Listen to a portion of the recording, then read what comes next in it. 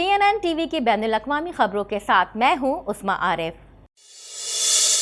साइंसदान Ontario के Niagara इलाके में लोगों से अपील कर रहा है कि वो इस हफ्ते के आखिर में इस इलाके में गिरने वाले मीटियोराइट या एल्का के टुकड़ों पर नज़र रखें। तफसीलात जानने के लिए देखते हैं ये रिपोर्ट।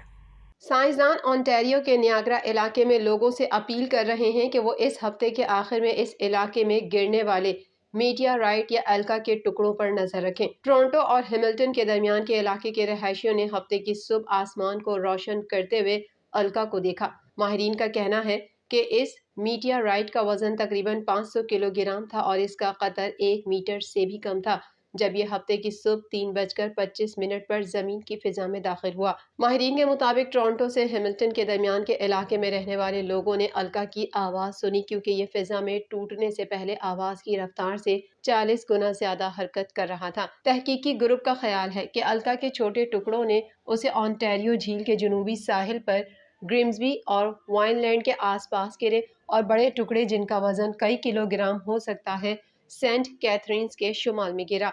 रॉयल ओंटारियो म्यूजियम में मादनियात, एल्का और जवाहरात के क्यूरेटर किम टेट का कहना है कि मुहक्किकीन के एक ग्रुप ने हफ्ते के आखिर में खलाई चट्टानों की तलाश में इलाके का सर्वे किया लेकिन बर्फानी मौसम की वजह से उन्हें कुछ न मिल सका। टेट का कहना है कि उसके बाद से कुछ बर्फ पिघल चुकी है और उससे लोगों को एल्का के स्याह मकनातीसी टुकड़ों को तलाश करने में मदद मिल सकती है।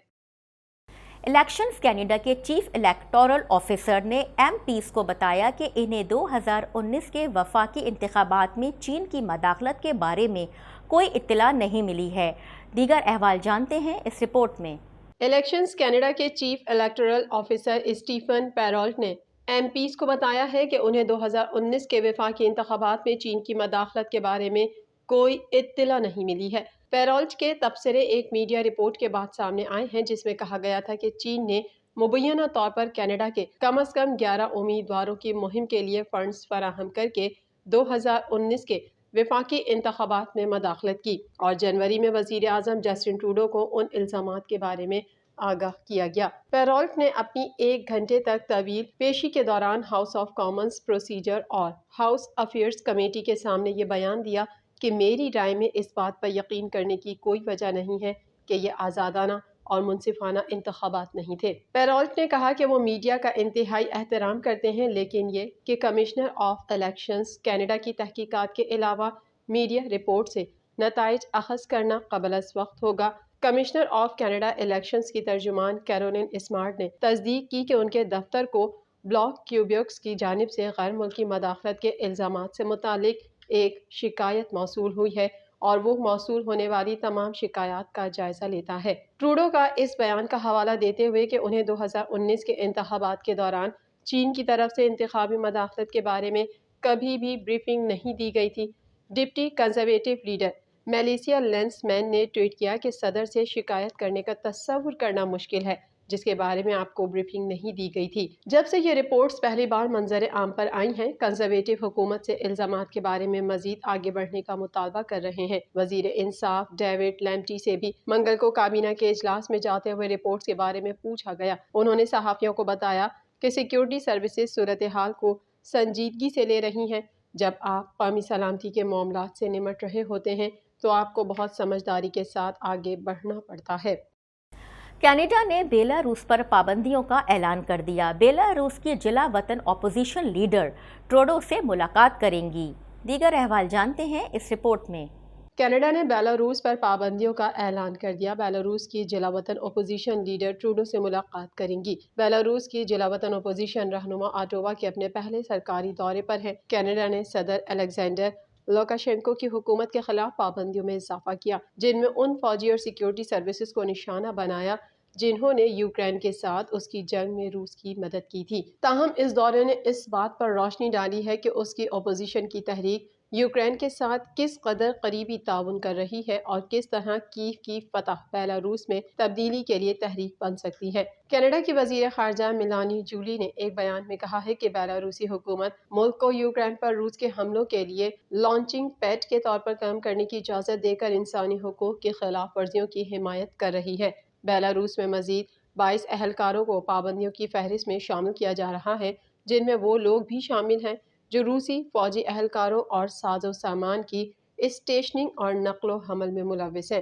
اضافی 16 بیلاروسی کمپنیاں پوری فوج، مینوفیکچرنگ، ٹیک، انجینئرنگ، بینکنگ اور ریل کے شعبوں کو بھی جرمانے کا نشانہ بنایا گیا۔ بیلاروس کی اپوزیشن رہنما کا کہنا تھا کہ ہم اپنے فوجی رضاکاروں کی مدد کے خواہاں ہیں جو یوکرینیوں کے ساتھ کندھے سے کندھا ملا کر لڑ رہے ہیں۔ موسم سرما کی آمد ہے اور لوگوں کو گرم کپڑوں کی ضرورت ہے۔ غیر مہلک سامان، طبی امداد اور یوکرین میں بیلاروسی بٹالین کو ایسی انسانی امداد بھیجنا اچھا ہوگا۔ امریکی ریاست ورجینیا میں شاپنگ مال کے مینیجر کی فائرنگ سے متعدد افراد ہلاک ہو گئے۔ مزید جانتے ہیں اس رپورٹ میں۔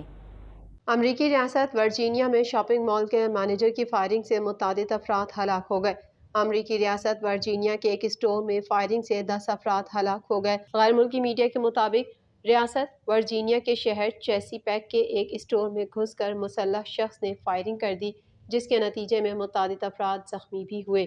پولیس حکام کے مطابق جب وہ شاپنگ مال میں داخل ہوئے تو وہاں 10 سے کم لاشیں پڑی ہوئی تھیں، جن میں مینیجر بھی شامل تھا۔ تاہم یہ واضح نہیں ہو سکا کہ مینیجر نے خودکشی کی ہے یا کسی اور کی فائرنگ سے ہلاک ہوا۔ یہ ایک ہفتے سے بھی کم عرصے میں امریکہ میں دوسری بڑی شوٹنگ تھی۔ ایک ہفتہ قبل کولوراڈو کے ایک کلب میں فائرنگ سے 5 افراد ہلاک ہوئے تھے۔ پولیس ترجمان کا کہنا ہے کہ حملہ آور بھی مارا گیا ہے۔ اسٹور سے ایمرجنسی کال موصول ہوتے ہی پولیس نے علاقے کو گھیرے میں لے لیا تھا۔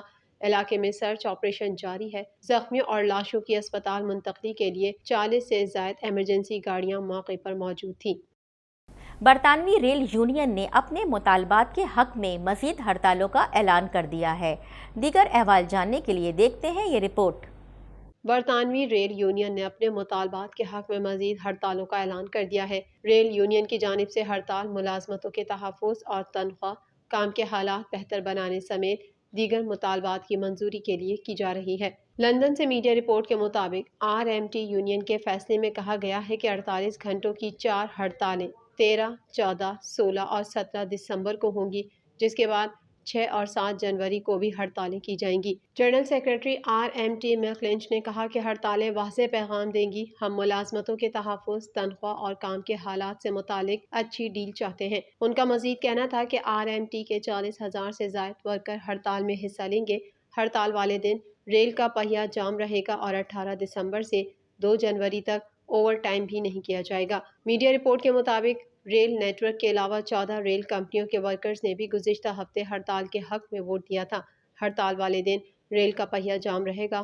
مسافروں کو کرسمس کے موقع پر مشکلات درپیش ہوں گی۔ RMT نے کہا 18 دسمبر سے 2 جنوری تک اوور ٹائم بھی نہیں کیا جائے گا۔